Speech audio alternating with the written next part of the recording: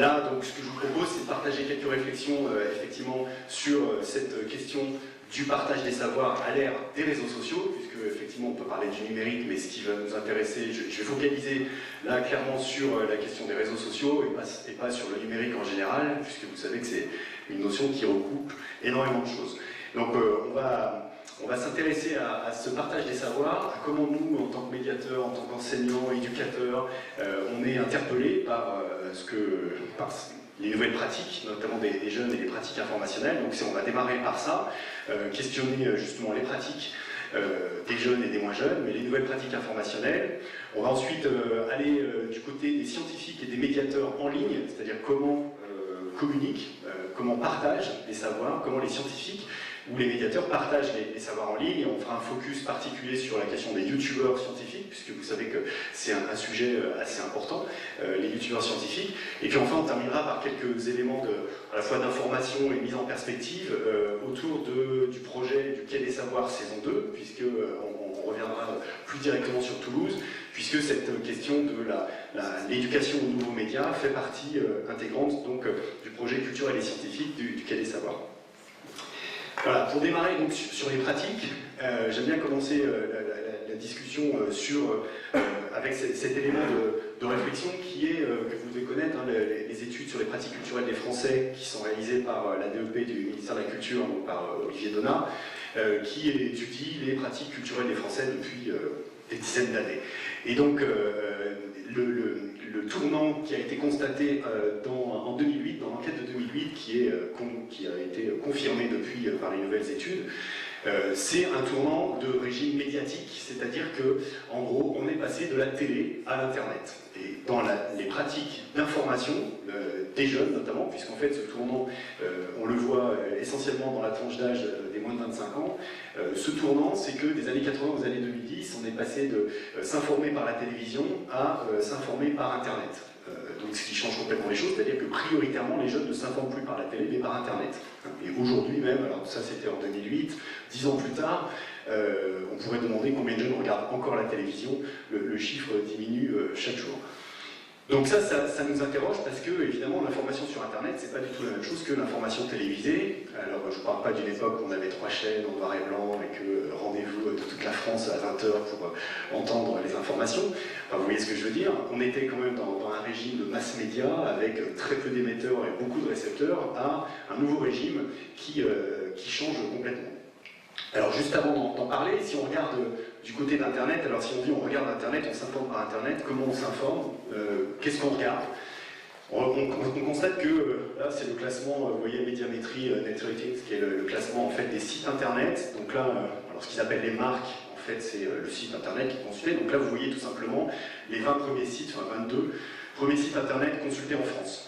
Donc ça c'est tout confondu en visiteurs uniques. Donc, par exemple le premier évidemment c'est Google, et il y a 50 millions de visiteurs uniques par mois, donc il y a 50 millions de gens différents qui utilisent Google puisque c'est des visiteurs uniques chaque mois. Ensuite, vous voyez, on a Facebook, YouTube, etc. Donc ce qu'on constate, c'est qu'on a les 5, je ne vais pas compter Dailymotion, on a 5 grands réseaux sociaux qui font partie des sites web les plus consultés. Hein, c'est-à-dire qu'en fait, quand on cherche quelque chose, de l'information, etc., on va d'abord sur Google, Facebook, YouTube. Donc, premier constat. Deuxième constat, les sites d'information à proprement parler. Donc, je compte Wikipédia à l'intérieur, mais on voit Le Figaro, Le Monde, France Info. Vous voyez, donc ça, ce sont des sites d'information au sens de l'information journalistique, hein, on va dire du XXe siècle, même si ces médias-là ont beaucoup évolué au XXIe siècle. On voit donc qu'ils ne sont pas majoritaires, ils sont plutôt en queue de peloton par rapport aux sites des réseaux sociaux. Et puis un dernier élément, juste comme ça pour se mettre un peu à la page des pratiques, c'est que ce qu'on observe aussi, et qu'il y a un changement fondamental qu'on a, je pense, pas encore bien compris, notamment en matière éducative, culturelle et d'information, c'est que les gens maintenant consultent par le mobile et plus par l'ordinateur les sites internet. Et on parle des fois même plus de sites internet, mais d'applications, qui posent encore d'autres problèmes, puisqu'en fait les applications, ce n'est plus Internet, c'est une sorte de privatisation d'un petit domaine de l'Internet, et donc on n'est plus du tout dans l'utopie de pouvoir surfer partout dans le monde entier, etc. On est de plus en plus emprisonné dans des espèces de cages.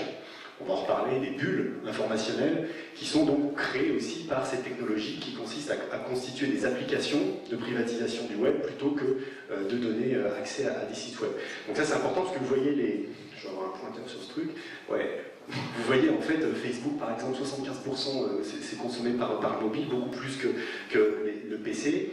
Donc en fait qui dit mobile dit conditions d'attention et conditions d'usage complètement différentes du PC. Quand vous êtes devant un PC, vous êtes assis, vous pouvez être à peu près au calme, même si vous êtes dans un bar ou dans un train, et vous pouvez être à peu près au calme, vous avez un temps un peu long devant vous.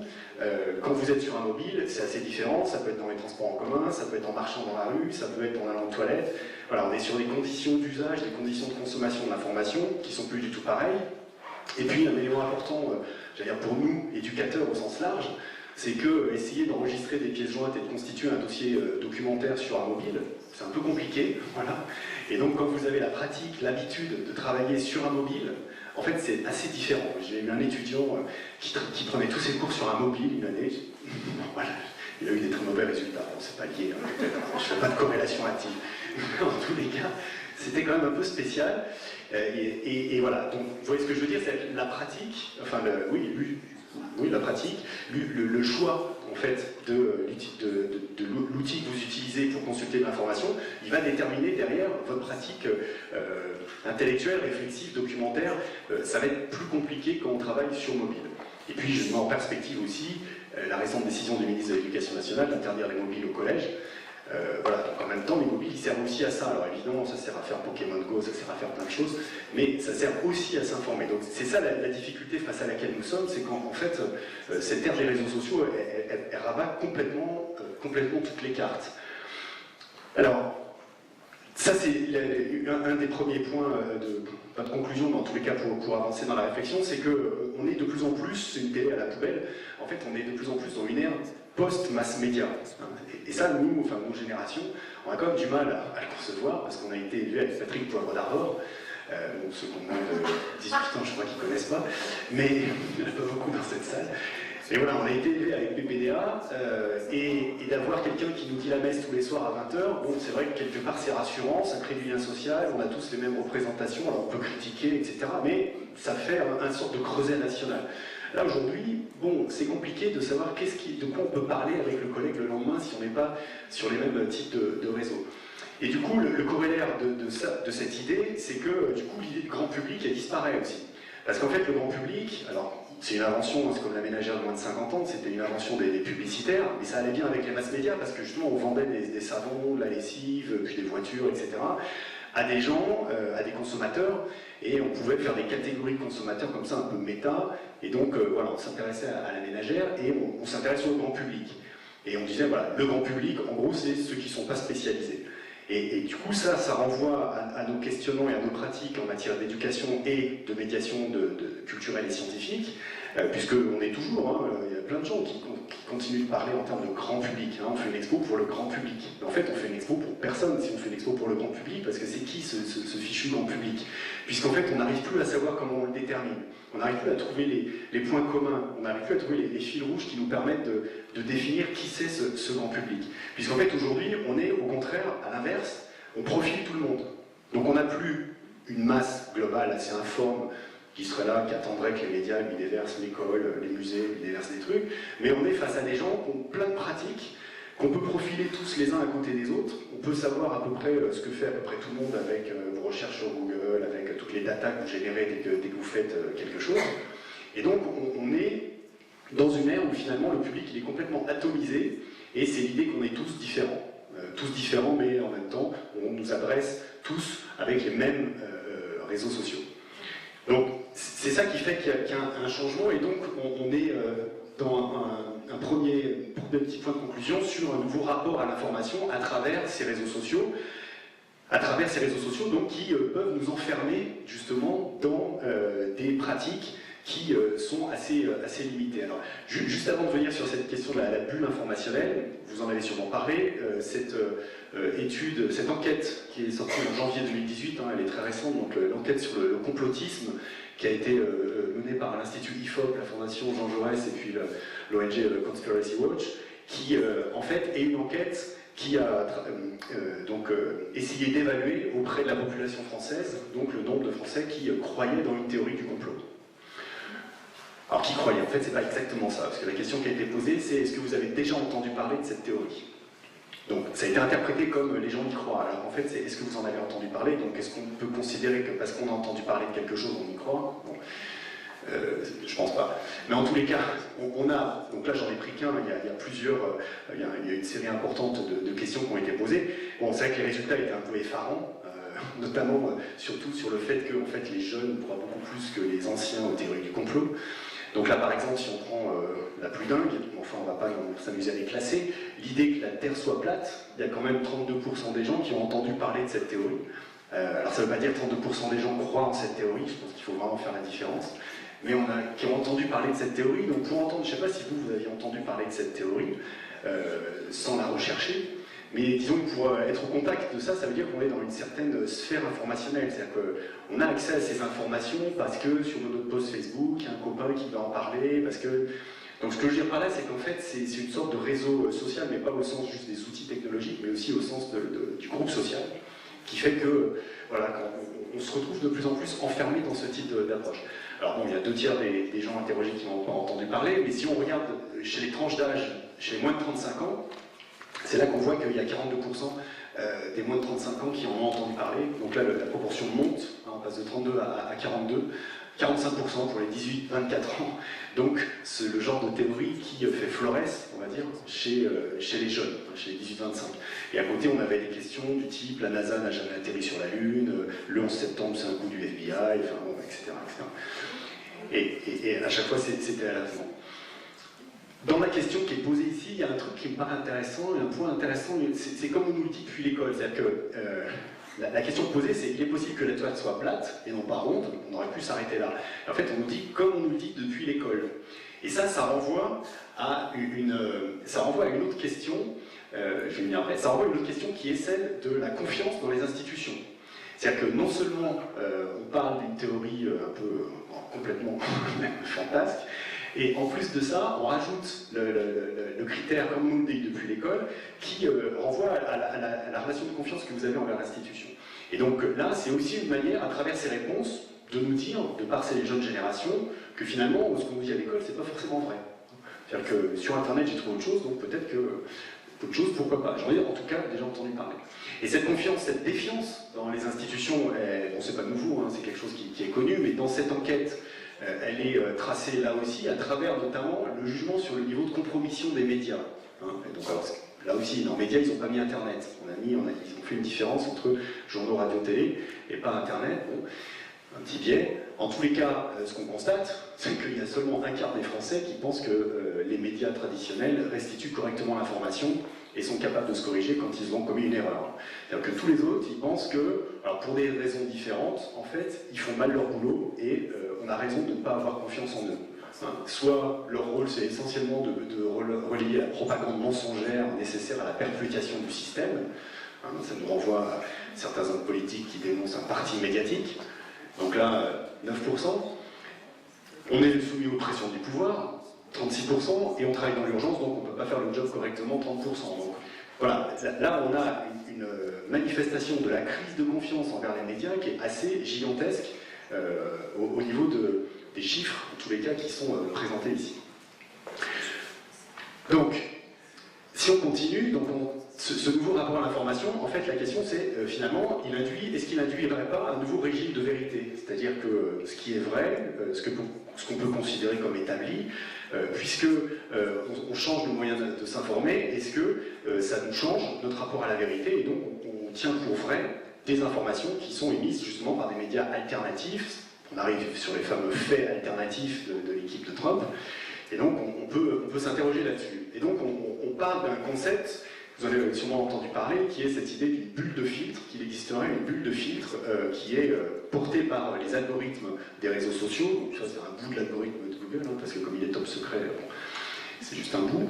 Et donc là, voilà, ça, ce schéma, je le trouve assez clair, c'est-à-dire que les couleurs représentent les opinions différentes, hein, on va dire, et donc vous, dans votre bulle, grâce à vos réseaux sociaux, Google, Yahoo, Netflix, alors bon, Flipboard, ça c'est pas tout à fait des réseaux sociaux, on va en parler juste après, mais grâce à tous ces réseaux, vous allez vous retrouver qu'avec des vous-même, vous allez vous retrouver qu'avec des gens qui pensent comme vous, qui vont vous envoyer des informations qui vous plaisent, parce qu'en fait, l'information, celle qui nous plaît le plus, c'est celle à laquelle on s'attend, enfin celle dont on a envie d'entendre, qu'on a envie d'entendre.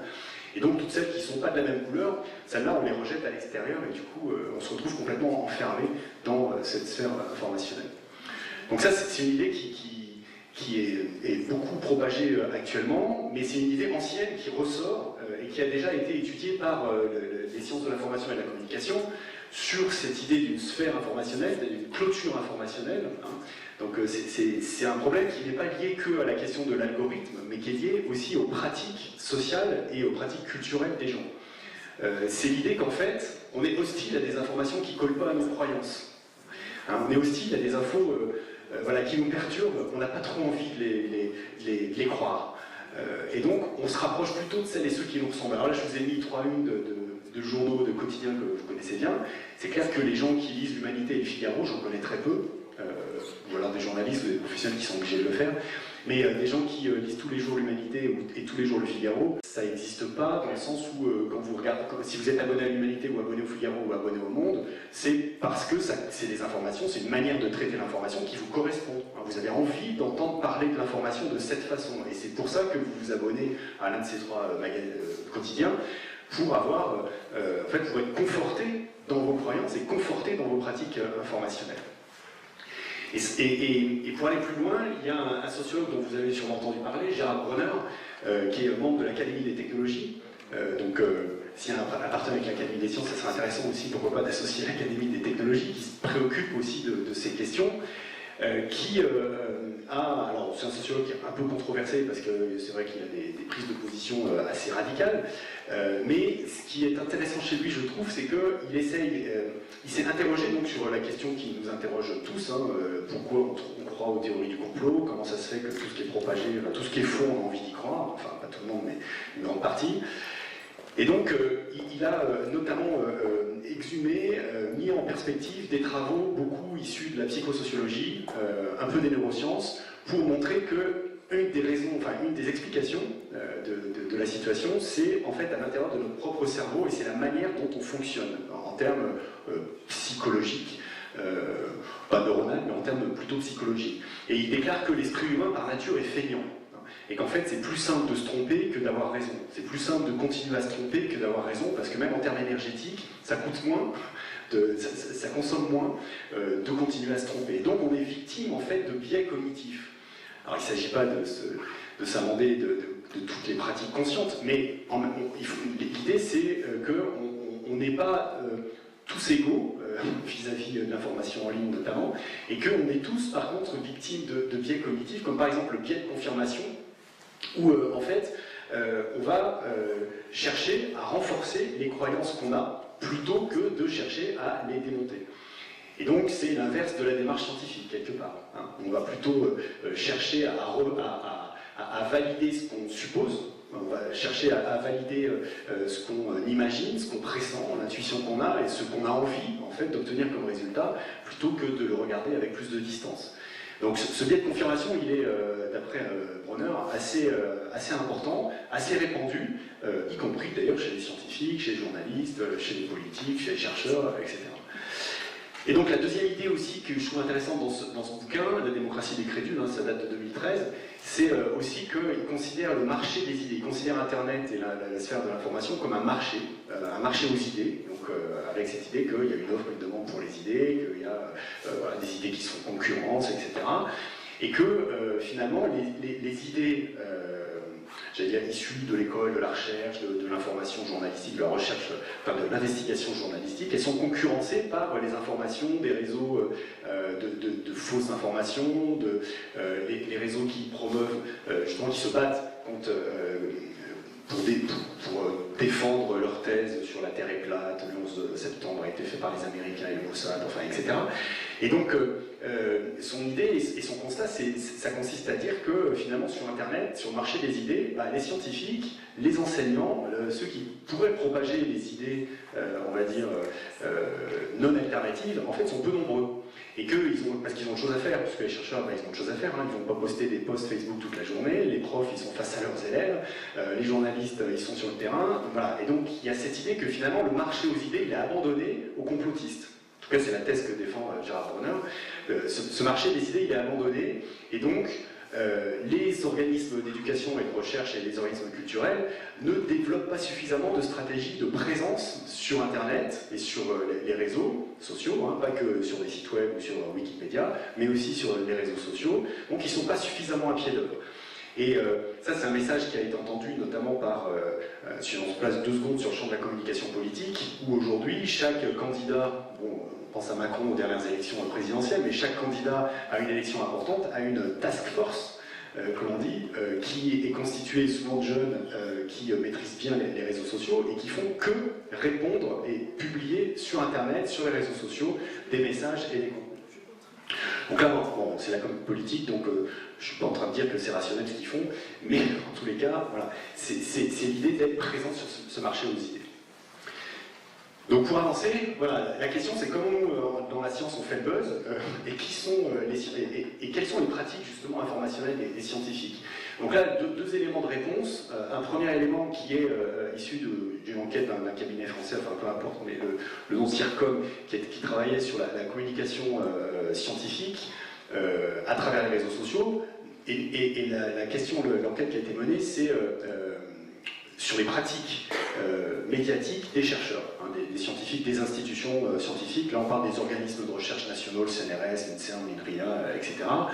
Et donc là, déjà, ce qu'on constate, c'est que, alors, mince, on voit pas grand-chose, Facebook, LinkedIn, ResearchGate, YouTube et Twitter. Donc ResearchGate, c'est un réseau professionnel. Donc là, vous avez les trois... en l'histogramme, il y a 3 couleurs. La première, c'est l'usage personnel. Au milieu, c'est l'usage professionnel. Et après, c'est pas actif sur le réseau. Bon. Donc sur l'échantillon considéré. En fait, Facebook, en gros, hein, c'est l'usage personnel. LinkedIn et ResearchGate, qui sont, ça c'est un réseau européen de chercheurs où vous pouvez publier vos publications, partager vos publications, des blueprints et compagnie. Tout ça, c'est évidemment un usage professionnel. Et puis YouTube, on retrouve un usage personnel prioritairement. Et enfin, Twitter, bon, les chercheurs sont peu actifs, enfin à cette époque, hein, ça change tous les jours, mais sont peu actifs là-dessus. Donc ce qu'on constate déjà dans un premier temps, c'est que les chercheurs, si on regarde les scientifiques, ils ont une pratique, hein, notamment sur Facebook, donc ils connaissent les réseaux sociaux, et même ils les utilisent, mais pour des raisons plutôt personnelles. Après, ce qui est intéressant, c'est ceux qui les utilisent, c'est le rapport avec les organismes auxquels ils appartiennent et les organismes qui eux-mêmes ont des comptes institutionnels et qui aujourd'hui utilisent les réseaux pour diffuser des informations. Et là, ce qui est intéressant de constater, c'est qu'en fait, les chercheurs qui travaillent dans un organisme ne relaient en fait que assez peu les informations de leur organisme. Donc là, on a 31%, 42%, on a 73% de chercheurs qui ne relaient jamais ou rarement les informations de leur organisme. C'est-à-dire qu'en fait, leur vie sur les réseaux sociaux, c'est-à-dire eux en tant qu'agents de la diffusion de la connaissance, si on peut dire ça comme ça, elle n'est pas tellement connectée à leur organisme de recherche, donc ils ne le font pas avec leur organisme de recherche, et donc il y a une forme de dissociation là qu'on peut constater. Et puis qui est confirmée avec aussi cette idée qu'en fait ils n'interagissent pas avec leur organisme, donc 58% jamais, 31% rarement. Donc ça, c'est pas pour dire les méchants chercheurs, c'est simplement pour montrer que c'est totalement fragmenté, c'est-à-dire qu'il n'y a pas de sphère informationnelle de diffusion de résultats scientifiques, par exemple, de pratiques scientifiques, qui soit organisée de la même façon que celle des complotistes. Parce que les complotistes, par contre, eux, ils sont super organisés. C'est-à-dire que si vous êtes partie prenante d'un réseau, d'une association de complotistes, en fait, vous diffusez à fond tout ce que publie le réseau. Hein. Vous relayez, etc. Et c'est ça qui fait la force de l'information sur les réseaux sociaux. C'est cette viralité. Et donc, autant le camp des complotistes, il est organisé, autant le camp de la connaissance, bon, pour le moment, il semble assez désorganisé, avec des initiatives personnelles les uns et les autres, mais pas avec peut-être une conscience de ce qui est en train de se jouer sur les réseaux. Avec aussi cette idée qu'il faut s'en méfier en même temps, hein, puisque c'est quand même ça aussi l'idée, c'est-à-dire que bon, puisqu'on constate tout ce qu'on vient de dire sur la situation vis-à- -vis de la croyance, de la crédulité vis-à-vis des théories du complot, une des réactions, ça consiste à dire bon bah il faut pas y aller, il faut pas s'y intéresser, il faut interdire les réseaux sociaux, il faut pas Alors évidemment, c'est pas une solution qu'on peut faire aujourd'hui, heureusement d'ailleurs. Mais là, juste 2 échanges de tweets qu'il y a eu à un moment, donc ça renvoie à François Hollande, donc à prescription. C'était une conférence de presse de Hollande à l'Académie des Sciences, justement, où il y a eu ce tweet qui est passé, donc signé par l'Élysée, hein, avec cette idée que les savants subissent la concurrence des médiateurs qui alimentent la crédulité parmi les plus jeunes, notamment sur Internet, les méchants médiateurs sur Internet. Et donc, voilà, ce tweet a été lancé. Alors, il y a eu des réactions immédiates à ce tweet, puisque là, les médiateurs ont réagi, certains médiateurs ont réagi, alors M. Nasgob et puis Ours Massif, que je ne connais pas. Donc, à l'Élysée, c'est pour ça que les scientifiques en appellent aux youtubeurs pour transmettre leur savoir aux gens, il faut vous réveiller. Et moi, je dis qu'avec Y-Pensée et Dirty Biology, les 2-3 bouquins de Hawking et Einstein, on en apprend plus qu'en cours, on n'apprend pas forcément à écrire français, mais... Enfin bon. Donc, ouais, Dirty Biology, Y-Pensée, c'est 2 youtubeurs français célèbres dans matière de culture scientifique. Et donc, ce petit échange de tweets, ça nous dit que, à la fois... Enfin, ça nous dit que l'idée de se méfier de ces réseaux sociaux et puis de tout rejeter en bloc, c'est pas possible, clairement. Qu'il y a des façons de faire qui peuvent promouvoir la connaissance, promouvoir la culture scientifique, mais qui ne sont pas forcément institutionnelles. Et donc là, on a effectivement Ours Massif, M. Nasgob, je ne sais pas qui sont, mais ce ne sont pas des noms visiblement très institutionnels ou très clairs.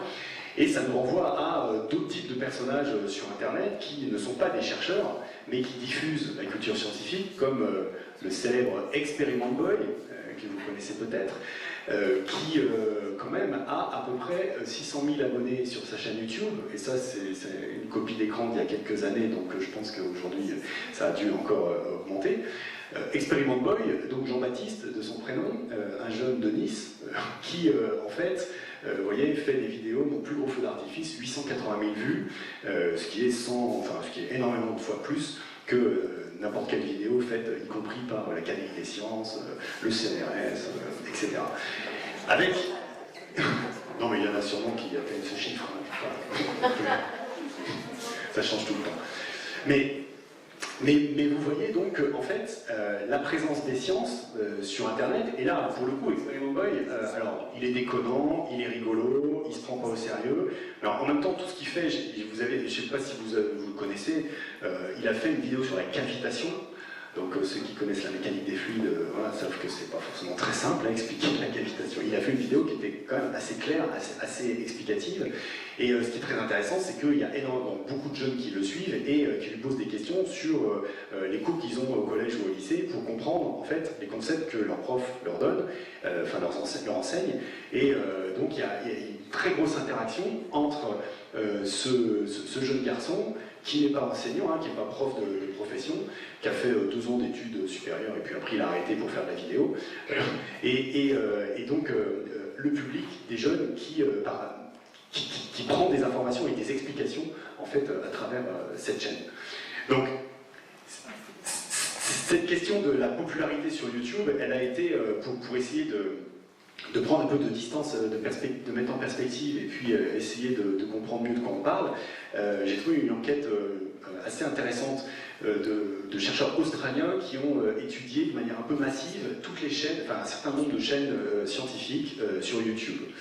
Et qui ont, vous voyez, ils ont étudié 39 chaînes qui publient, qui ont au moins 10 vidéos par chaîne.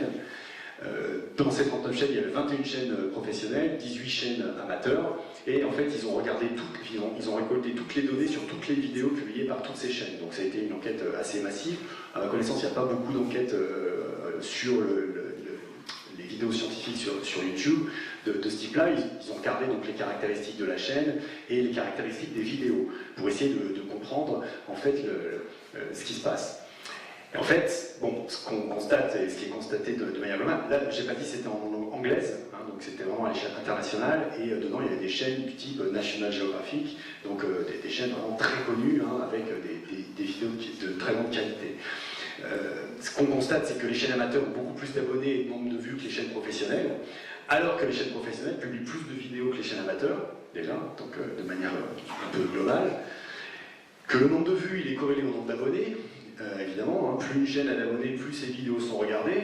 C'est une sorte d'évidence, sauf qu'on peut aller tracer, une fois qu'on sait ça, tracer les stratégies d'abonnement dans les organismes de recherche, les universités, les médias scientifiques, c'est-à-dire quels sont les dispositifs qui sont mis en place pour inciter leur public ou les gens à s'abonner à leur chaîne. En fait, il n'y a quasiment rien, alors que chez les youtubeurs amateurs, il y a beaucoup de stratégies qui sont déployées pour que les gens s'abonnent à leur chaîne. C'est un peu une lapalissade de dire que plus il y a de gens, plus c'est vu, mais en même temps, derrière, ça veut dire qu'il y a une stratégie à mettre en place pour que des gens s'abonnent à votre chaîne, puisque dans la masse d'informations, si vous n'êtes pas abonné à la chaîne, vous ne savez pas qu'une vidéo a été publiée, tout bêtement. Donc c'est une façon d'accéder à la vidéo. Et c'est pas le nombre de vidéos ni l'ancienneté de la chaîne qui ont un impact sur le nombre de vues. Donc il peut y avoir des chaînes avec très peu de vidéos, mais qui sont extrêmement vues. Parce que la personne qui présente ou l'angle des vidéos plaît tout particulièrement. Alors là aussi, quelques éléments de résultats sur les vidéos. Si on regarde sur les vidéos, il y a des choses qui sont intéressantes parce que ça contredit des idées reçues, notamment le second point. Alors le premier, c'est que les vidéos qui sont présentées toujours par la même personne ont plus de succès que celles dont la présentation change régulièrement. C'est-à-dire que des vidéos de type documentaire ou qui sont publiées notamment sur National Geographic, il y a beaucoup de vues, mais il y a moins de vues que sur les chaînes, par exemple, animalières, qui sont faites par des youtubeurs animaliers, puisque ça existe, des gens qui filment les animaux et qu'on voit à l'image.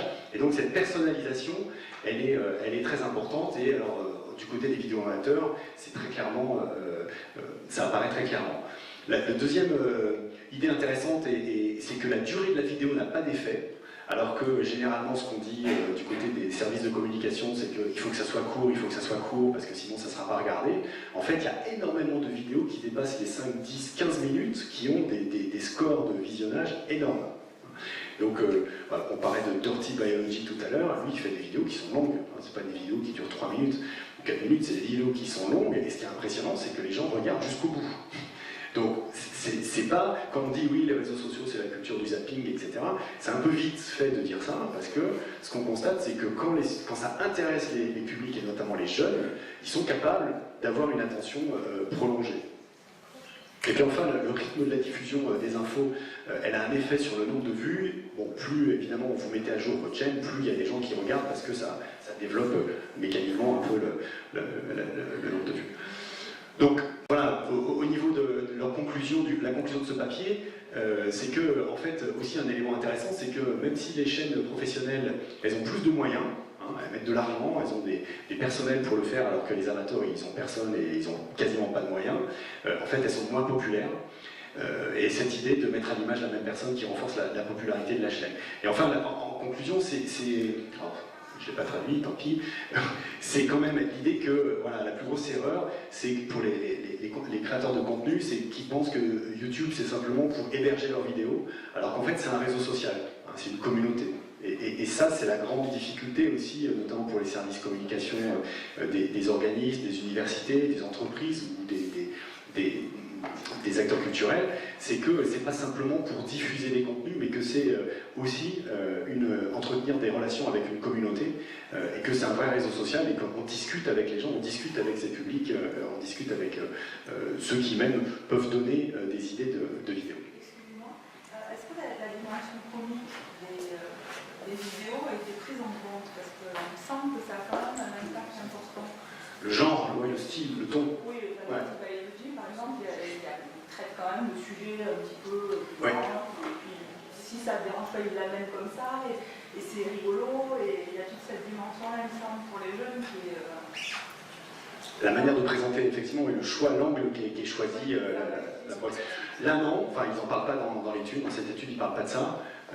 Là ils ont plutôt mis à plat toutes les vidéos, ils n'ont pas pris en compte effectivement ces données-là, ils ont déjà mis à plat toutes les vidéos pour voir s'il y avait c'est très statistique et mathématique comme étude. Ils ne sont pas rentrés dans l'analyse du film en question.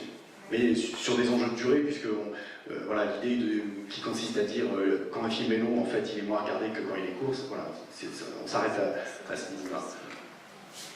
Après, c'est sûr que c'est des approches éditoriales, c'est des auteurs pour moi, les youtubeurs scientifiques, c'est pas des enseignants ou des professeurs, donc c'est un peu... Alors justement, qui sont-ils ces youtubeurs scientifiques? Là aussi, quelques éléments de réponse qui sont intéressants. Alors vous connaissez Florence Porcel, Et d'ailleurs, c'est les youtubeurs scientifiques, et c'est leur modèle économique pour vivre maintenant, en fait, ils publient des bouquins. Donc c'est une sorte de boucle vers le XXe siècle. Mais voilà, donc là c'est une petite enquête que certains connaissent peut-être, hein, qui a été faite par Tania Louis, une doctorante qui s'intéresse à cette question, et qui a enquêté auprès de 106 vidéastes vulgarisateurs scientifiques francophones. Voilà, donc là ce qu'on peut dire juste, c'est que voilà, beaucoup de jeunes adultes, 78% entre 18 et 35 ans, et beaucoup de chaînes transdisciplinaires, forte représentation des sciences dures, biologie, santé, présence de disciplines assez variées. Vous savez qu'il y a des chaînes YouTube en fait sur toutes les disciplines, l'histoire, la philosophie, etc. Mais des chaînes transdisciplinaires aussi, ça c'est intéressant, parce que c'est pas que des chaînes calquées sur les disciplines scientifiques. Alors, dans cette enquête, ce qu'on apprend, c'est que, en gros, ils sont sur le statut. Hein, donc, une des questions, c'était le statut de ces vidéastes. Il y a beaucoup de salariés en dehors du champ de la culture scientifique. Hein, la principale, la majorité, 30%, enfin, c'est pas la majorité, mais disons, la part la plus importante, c'est des salariés en dehors du champ culturel scientifique. Ensuite, des étudiants. Donc ça représente plus de la moitié de leur statut. Puis après, profession libérale, doctorant, recherche d'emploi, etc. La catégorie doctorant non rémunéré faisait partie des réponses, mais finalement il n'y a aucun vidéaste scientifique qui est doctorant non rémunéré. Donc en fait, c'est pas tant des étudiants de haut niveau que ça, on va dire. C'est-à-dire que la part des doctorants elle est que de 10%, hein, alors que la part des étudiants, soit en master, soit qui ont arrêté leurs études, est plus importante. Un autre élément intéressant, c'est que, en fait, est-ce que ce que vous faites, la vulgarisation que vous faites, est-ce que c'est en relation avec votre activité professionnelle ? Alors oui, de façon directe, mais j'allais dire seulement 42%. C'est-à-dire que 42% des youtubeurs parlent de, on va dire, quelque chose qu'ils connaissent, puisqu'ils sont en train de l'étudier ou ils travaillent dedans, alors que le reste, on est plutôt dans l'ordre de la passion, alors à peu près, mais pas forcément complètement, non, 22% quand même. Et donc là, on est aussi sur, ce qu'on voit ici, c'est un phénomène qui est justement pas celui de l'expertise, mais de l'amatorat. C'est vraiment des amateurs, et ils communiquent leur passion comme un amateur le fait, à travers ces chaînes YouTube. Et puis aussi, bon, on ne gagne pas sa vie en faisant ça, donc ça c'est un point important à dire aux jeunes, c'est bien peut-être, mais seulement il y en a 5 sur 106 qui vivent financièrement de leur activité de YouTube, et ils ont au minimum 250 000 abonnés à leur chaîne, donc pour commencer à gagner un peu sa vie sur YouTube, voilà. En plus de ça, c'est pas uniquement YouTube, c'est pas uniquement par YouTube, mais c'est aussi par des produits dérivés, c'est-à-dire quand vous êtes connu sur YouTube, on va vous proposer de faire des bouquins, et donc après vous allez toucher des droits d'auteur sur les bouquins, et c'est ça qui va vous rapporter aussi. Donc le modèle économique de l'activité des youtubeurs scientifiques, il n'est pas vraiment posé. Et en plus de ça, ce qu'on constate, et ça rejoint l'idée de l'amatorat, hein, c'est qu'il y a 40% des vidéastes qui ne font même pas de démarche pour financer l'activité. C'est-à-dire qu'on est vraiment dans cette démarche de partager les savoirs gratuitement, par passion, sans chercher à le financer. 40%, c'est quand même une part importante. Bon, je ne rentre pas trop dans le détail, mais voilà un peu en conclusion de ce point, sur dresser le portrait de qui sont ces contributeurs ou qui sont ces youtubeurs scientifiques et qui sont les scientifiques et les médiateurs qui contribuent en ligne. Donc ce qu'on a vu, c'est que par rapport aux organismes de recherche et aux universités, on est encore dans une époque, dans une période peut-être de transition où il n'y a pas une stratégie, une concertation extrêmement forte avec cette idée d'assurer une présence forte et structurée en ligne. On est sur quelque chose d'un peu plus libertaire, on va dire, un peu à l'image des universités, sur comment les enseignants décident de s'engager, de s'investir, de défendre ou pas leur organisation.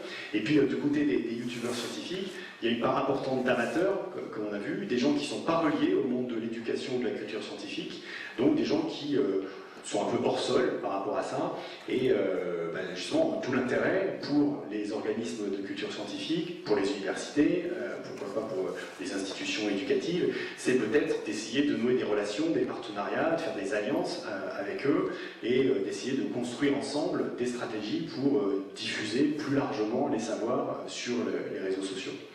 Donc c'est justement ce qu'on essaye de faire, c'est la perspective dans laquelle on s'inscrit au Quai des Savoirs. Donc là c'est une image de nos boîtes signal quand on les marchait. mais elles vont bientôt remarcher à nouveau. Donc la saison 2 du Quai des Savoirs qui va démarrer bientôt. Donc pour terminer, je voulais vous donner quelques éléments autour pour ancrer cette idée du partage des savoirs dans les réseaux sociaux dans un exemple d'une institution de culture scientifique. Et donc l'idée qu'on porte au Quai des Savoirs, c'est que la médiation scientifique et culturelle aujourd'hui, elle se déploie en 3 dimensions. En 3 dimensions, c'est-à-dire intramuros dans les murs donc du bâtiment, dans l'établissement, hors les murs, sur le territoire, notamment de la métropole de Toulouse, puisque le Quai des Savoirs c'est un équipement métropolitain, et puis en ligne, puisqu'aujourd'hui culture scientifique et culture numérique donc, sont interdépendants, que l'esprit critique s'appuie à la fois sur la démarche d'expérimentation et sur une éducation aux médias renouvelés. C'est-à-dire que l'idée, c'est bien sûr de faire, comme vous avez vu tout à l'heure, des grandes expositions, à la fois interactives, sociétales, qui posent des questions, dans lesquelles il y a aussi des médiateurs scientifiques qui vont faire discuter les gens, qui vont aussi proposer des pratiques, puisque à côté des salles d'exposition, on a aussi des salles d'atelier. Ça, on peut le déployer aussi hors les murs. Et la dimension réseau social, la dimension numérique en ligne, elle est complètement au même niveau. C'est ça l'idée de la médiation 3D, c'est que c'est pas un espace pour faire de la communication sur ce qui se fait sur le terrain, mais que c'est un espace de médiation en tant que tel. C'est pas juste pour communiquer la prochaine conférence ou la date d'ouverture de l'exposition, mais c'est pour rencontrer les publics, échanger avec eux, partager des savoirs en ligne. Et du coup, ça nécessite d'avoir conscience de tout ce qu'on vient de voir avant, et donc ce que j'appelle rapidement l'éducation aux médias renouvelés, c'est-à-dire pas simplement de l'analyse d'images, de la lecture d'images, mais de l'analyse des réseaux, de l'économie de l'information d'aujourd'hui. Et du coup, concrètement, pour opérer cela, au Quai des Savoirs, on a la chance d'avoir un équipement, un plateau multimédia au premier étage du bâtiment, dans lequel on a un studio radio, studio télé, et puis un peu de matériel pour faire de la post-production vidéo.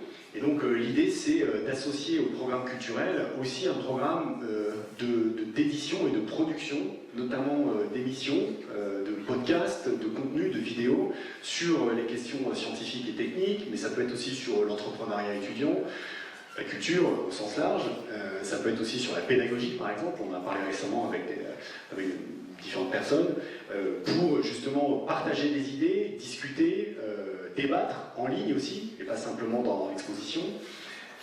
C'est l'idée de développer des programmes d'éducation à l'image par le faire, donc par le faire un peu en mode Fab Lab, c'est-à-dire en mode Media Lab, où l'idée c'est d'accompagner des jeunes pour faire eux-mêmes leurs propres vidéos. Il ne s'agit pas d'enseigner toujours pareil, de dire voilà c'est comme ça que tu dois faire, prends des notes, mais plutôt d'être dans la posture de l'accompagnant pour accompagner des jeunes à développer leur propre approche de vidéos sur YouTube, avec cette idée qu'on lance là bientôt de résidence de youtubeurs scientifiques.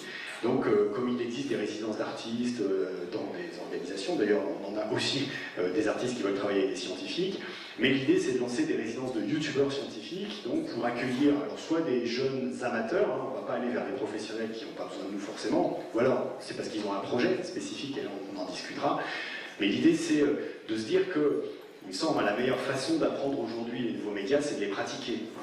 L'apprentissage du numérique, c'est expérientiel, c'est par la pratique qu'on le comprend et qu'on le maîtrise.